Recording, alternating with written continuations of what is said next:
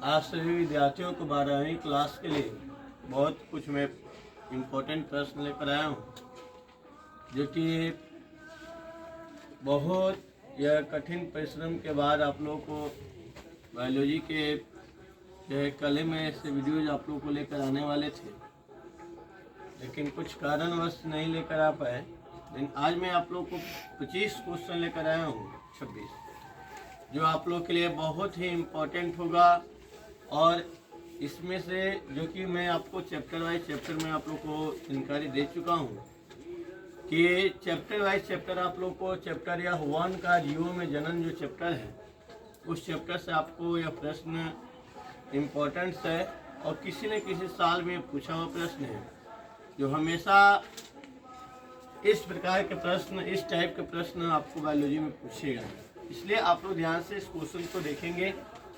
First प्रश्न जो है 2021 से पूछा हुआ है, जो क्वेश्चन है द्विखंडन किसमें पाया जाता है, तो उत्तर होगा अमीबा और पैरामीशियम। और दूसरा प्रश्न जो 2021 में पूछा हुआ है वह है क्या कि कायिक प्रबंधन में क्या संभव है, तो कायिक प्रबंधन में जो होता है वह अलैंगिक जनन की क्रियाएं जो है संभव होती है।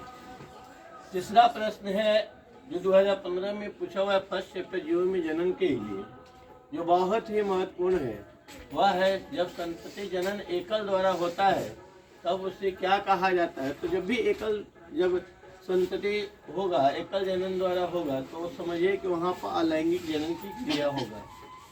और चौथा प्रश्न में 2015 में पूछा हुआ है मानव युग्मक में गुणसूत्रों की संख्या कितनी होगी, 23।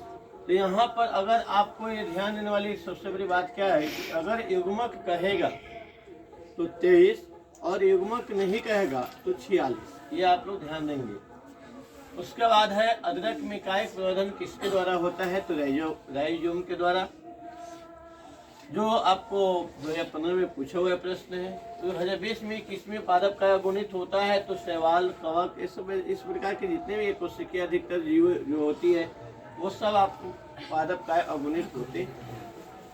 उसका कौन जंतु भयलिंगी नहीं है, तो घरेलू मक्खी। मुकुलन द्वारा जनन होता है तो ईस्ट में होगा। कौन अन्य प्रजक है, तो मुर्गी, सांप, मगरमच्छ।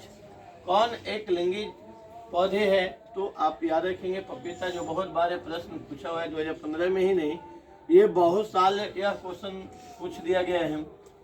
इसके बाद 2011 में प्रश्न पूछा हुआ है पेनिसिलियम उत्पादित कौन करता है, तो मीटोस्पोर या जू स्पोर जो है, यानी वह जो है पेनिसिलियम उत्पादित करता है।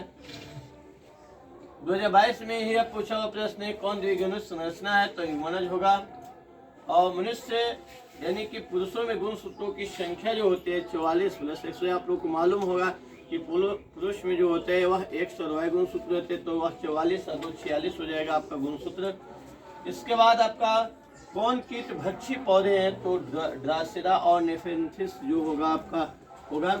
इसके बाद आपका 2016 में फिर 16 नंबर क्वेश्चन आपका है कि कौन उभयलिंगी प्राणी है, तो बहुत छोटे छोटे क्लासों से ही हम लोग पढ़ते आ रहे हैं। इसका होगा उत्तर केचुआ। उसके बाद भ्रूण पोष वाले बीज को क्या कहा जाता है, तो एंडोस्पर्मिक। पौधे जो जलीय वातावरण में नहीं पाए जाते वह कौन से पौधे हैं, तो वह है बबूल के पौधे, जो आपको 2020 में यह क्वेश्चन पूछ लिया है, बहुत इंपॉर्टेंट है। उसके बाद 19 नंबर क्वेश्चन जो 2019 में पूछा हुआ है वह है युग्मक किस प्रकार के होते हैं, तो हैप्लॉइड। और 2018 में जो क्वेश्चन 20 नंबर पूछा है कि किस पौधे की प्रजातियों में बीज का उत्पादन असंगन जनन द्वारा होता है, तो स्टोरेक्सिया एवं घास। और 2016 में कौन द्विगुणित संरचना है, तो अंडाणु, ब्रोंकोस, ह्यूमनज, ये सब द्विगुणित संरचना वाले है। इसके बाद आपका 2012 में पूछा है कि निषेचन क्या है, तो अंड तथा सेकेंडरी न्यूक्लियस का संयोजन है। और 24 में आपका क्वेश्चन तो हवा के द्वारा होता है। इस टाइप के एक जरूर आपको पूछेगा जो है आपका प्रश्न। उसके बाद 2022 में 25 नंबर प्रश्न पूछा है कि मादा जंतु में मध्यचक्र होता है, तो किस में होता है, तो गाय में होता है।